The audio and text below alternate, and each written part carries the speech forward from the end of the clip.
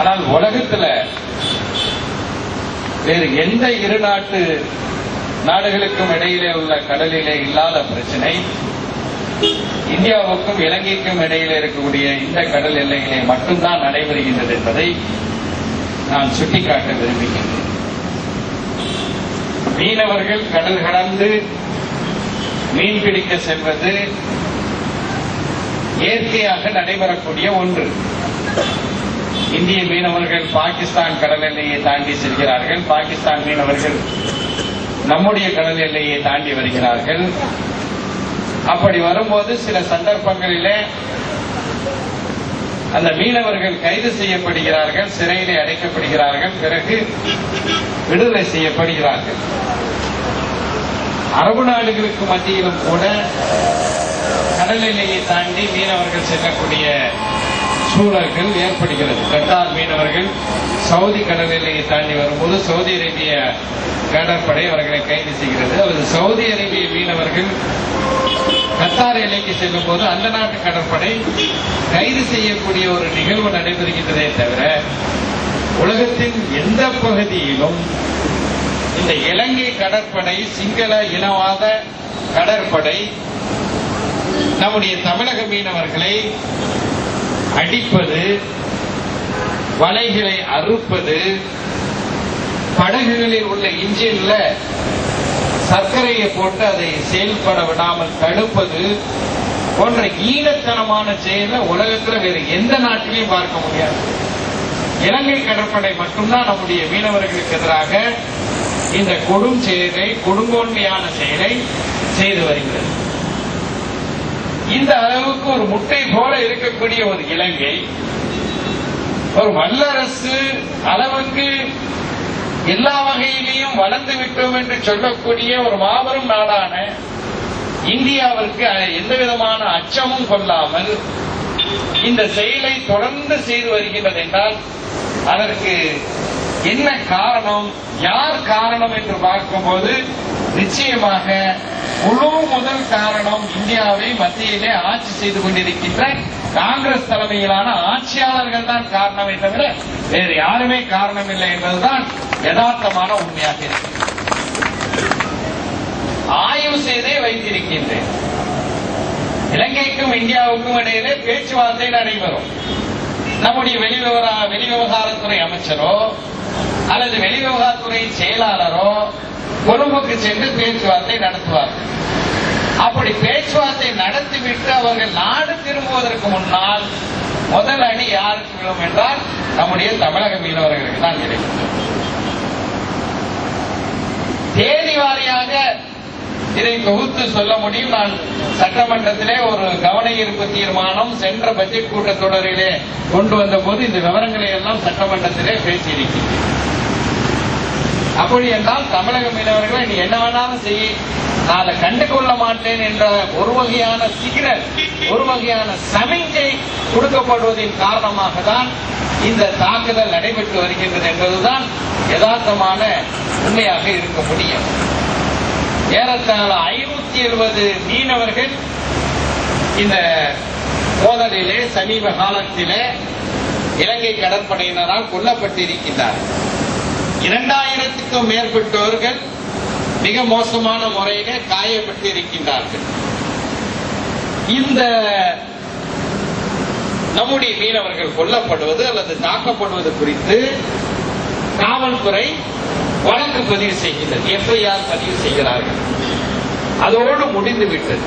அதனால்தான் நான் இந்த கூட்டத்தொடரிலே கூட பேசும்போது சொன்னேன், வெறுமனே எஃப்ஐஆர் ஃபைல் பண்ணதோடு தமிழக அரசு நிற்கக்கூடாது.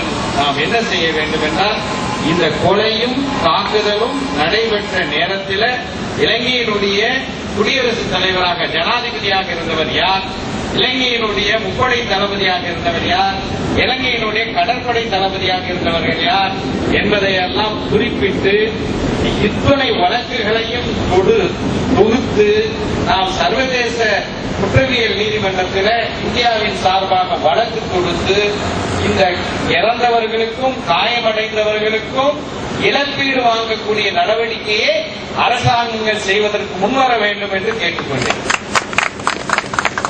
ஏனென்றால் சாதாரணமாக ஒரு கொலை நடக்கின்றது என்றால் காவல்துறை எஃப்ஐஆர் பதிவு செய்கின்றது, புலன் விசாரணை செய்கிறார்கள், கொலையாளியை கைது செய்கிறார்கள், சிறையிலே அடைக்கிறார்கள். பிறகு விசாரணை முடிந்து அவருக்கு தண்டனை வழங்கப்படுகிறது. ஆனால் 570 மீனவர்களுடைய, தமிழக மீனவர்களுடைய உயிர், 2000க்கும் மேற்பட்ட மீனவர்கள் காலிலிருந்து, கையிலிருந்து, கண்ணிலிருந்து படுகாயம் அளித்திருக்கக்கூடிய சூழல்ல இந்த குற்றங்களை செய்தவர்கள் இதுவரை சட்டத்துக்கு முன்னால் நிறுத்தப்பட்டு தண்டிக்கப்படாத ஒரு நிகழ்வு உலகத்தில் வேறு எங்கேயுமே நடக்கவில்லை. இதுதான் யதார்த்தமான ஒரு உண்மையாக இருக்கின்றது. இந்த சூழலில் பத்திரிகையாளர்களாக இருக்கக்கூடிய நீங்களும் உங்களுடைய கடமையை உணர்ந்து தொடர்ந்து நம்முடைய தமிழக மீனவர்கள் தாக்கப்படுவது, அதை வேடிக்கை பார்க்கக்கூடிய இந்திய அரசை கண்டித்து நடைபெறக்கூடிய இந்த உண்ணாவிரதம் நிச்சயமாக சிறப்பான ஒரு உணர்வு பூர்வமான ஒரு போராட்டமாக அமைந்திருக்கின்றது. இன்றைக்கு போர்க்குற்றத்திற்காக ராஜபக்சேயும் அவரை சார்ந்தவர்களும் சர்வதேச குற்றவியல் நீதிமன்றத்தில் நிறுத்தப்பட வேண்டும் என்ற தீர்மானத்தை தமிழக சட்டப்பேரவை ஏகமனதாக அந்த கவன ஈர்ப்பு தீர்மானத்தை முன்மொழிந்தவர்களில் நானும் ஒருவன். ஏகமனதாக நிறைவேற்றியிருக்கக்கூடிய இந்த சூழலில் கோத்தபய ராஜபக்சே நேற்று என்ன பேசியிருக்கிறார் என்பதை பற்றியெல்லாம் நாம் செய்தித்தாள்களிலே அறிந்திருக்கின்றோம். மிக மோசமாக இந்தியாவை பற்றியான விமர்சனங்களை செய்திருக்கிறார். ஆனால் இந்தியாவினுடைய மத்திய அரசு மௌனசாமியாக தான் இன்னும் உட்கார்ந்து கொண்டிருக்கக்கூடிய ஒரு நிலையை பார்க்கின்றோம். எனவே தமிழர்கள் கிள்ளிக்கீரை, தமிழ்நாடு இந்தியாவினுடைய, அதாவது சில நேரங்களில் காங்கிரஸ்காரர்கள் தொலைக்காட்சி விவாதங்கள்ல பேசும்போது இதை ஒரு தேசிய பிரச்சனையாக பார்க்கணும், தேச அளவில் தான் நாங்கள் முடிவுகள்லாம் எடுக்க முடியும் அப்படின்னு சொல்றாங்க. ஆனால் மத்திய அரசு நடந்து கொண்டிருக்கக்கூடிய முறையை பார்க்கும்போது தமிழகம் இந்தியாவினுடைய ஒரு பகுதியாக கருதுகிறார்களா என்ற சந்தேகமே நமக்கு வரக்கூடிய ஒரு சூழலை தான் நமக்கு ஏற்பட்டிருக்கிறது. எனவே இந்த போராட்டம் மிக முக்கியமான போராட்டம். இப்படிப்பட்ட ஒரு போராட்டத்தை நடத்த முன்வந்த உங்கள் அனைவருக்கும் மீனவர்கள் சார்பாக என்னுடைய நெஞ்சார்ந்த நன்றியை தெரிவித்துக் கொண்டு இந்த போராட்டம் வெற்றி பெறுவதற்கு இறைவன் அருள் புரியட்டும் என்று பிரார்த்தித்து விடைபெறுகின்றேன். நன்றி.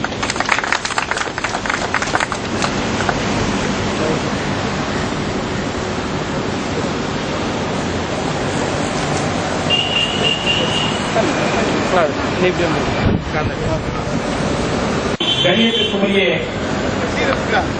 நண்பர்களே,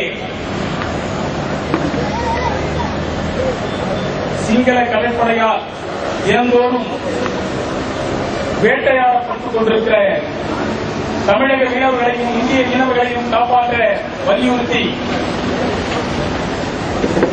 காப்பாற்ற வக்கற்ற மத்திய அரசை கண்டித்து இந்தியன் பிரஸ் கிளப் நடத்துகின்ற இந்த உண்ணாநிலை போராட்டத்திற்கு இந்தியன் பிரஸ் கிளப்பினுடைய பெருமைக்குரிய தலைவர் திரு பொன்முருகன் அவர்கள் தலைமையேற்க இருக்கிறார்கள். அதை நான் முன்மொழிகிறேன். வழிமொழிகிறேன்.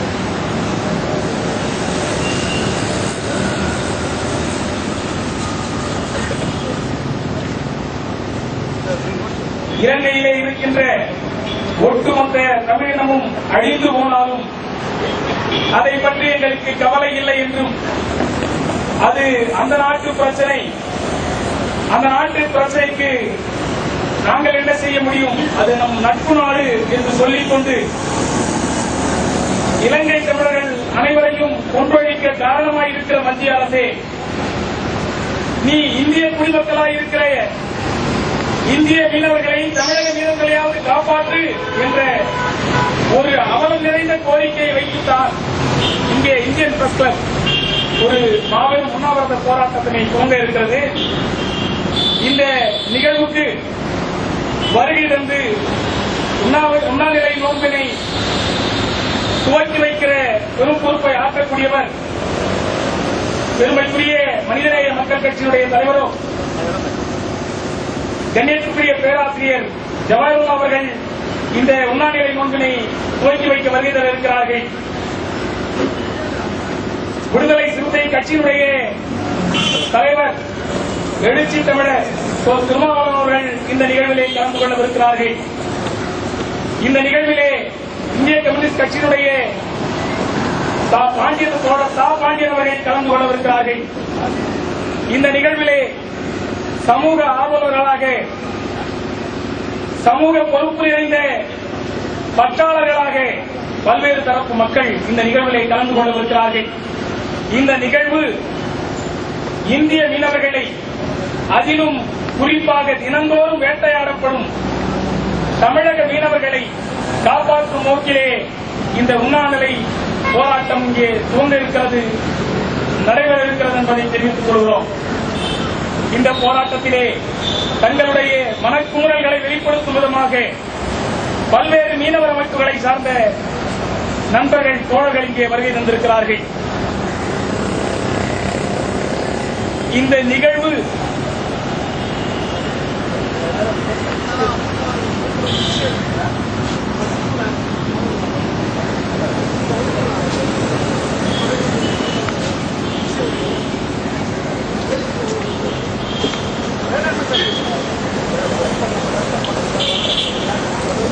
மீனவர்களை கடந்த 30 ஆண்டு காலமாக இலங்கை அரசாங்கம் 600க்கும் மேற்பட்ட மீனவர்களை கொண்டிருக்கிறது.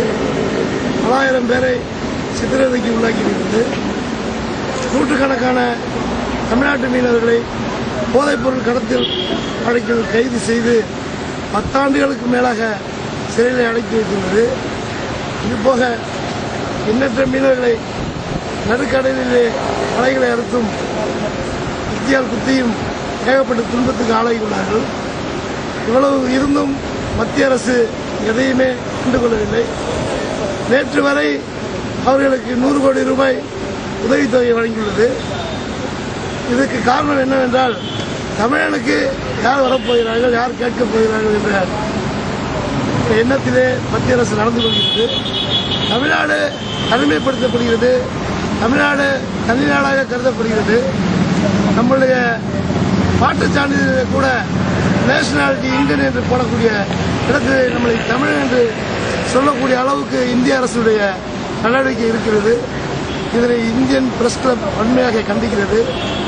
தமிழ்நாட்டு மீனவர்களுக்கு பாதுகாப்பு கருவிகளை வழங்க கோரி மத்திய உள்துறை அமைச்சகத்தை வற்புறுத்தியும் இந்த உண்ணாநிலை போராட்டத்தை நாங்கள் நடத்தி கொண்டிருக்கிறோம். மத்திய அரசு இதிலே நடவடிக்கை எடுக்க தவறுமானால் நாங்கள் பட்டினி போராட்டத்தையும் தொடங்க வேண்டிய சூழ்நிலை ஏற்படும் என்பதை இந்த நேரத்தில் தெரிவித்துக் கொள்கிறோம். பொன்முருகன், இந்தியன் பிரஸ் கிளப் தலைவர். அவருடைய பேரனுடைய அணியிலிருந்து இலங்கை வீரர்களை முதற்படியாக அகற்ற வேண்டும். அடுத்ததாக இந்திய அரசு உடனடியாக இங்கு இருக்கக்கூடிய அனைத்து அணிகளில் உள்ள இலங்கை வீரர்களை திருப்பி அனுப்ப வேண்டும். ஏனென்றால் நீங்கள் விளையாடிக் கொண்டிருக்கிறீர்கள். உங்களுடைய விளையாட்டுக்கு நாங்கள் பலியாகிக் கொண்டிருக்கிறோம். எங்களுடைய வீரர்கள் பலியாகிக் கொண்டிருக்கிறார்கள். இந்த நிலை இனிமேலும் தொடரக்கூடாது. அதற்காகத்தான் இப்படியான ஒரு நல்ல ஒரு கூட்டத்தை, நல்ல ஒரு உண்ணாவிரதத்தை இங்கே நடத்தி கொண்டிருக்கின்ற இந்தியன் பிரஸ் கிளப் போன்ற மற்ற அனைத்து சமூக இயக்கங்களும், மீனவர் அல்லாத மற்ற இயக்கங்களும் மீனவர்களுக்காக குரல் கொடுக்க வேண்டும். கேரளாவிலே 2 மீனவர்கள் சுட்டுக் கொல்லப்பட்டதற்காக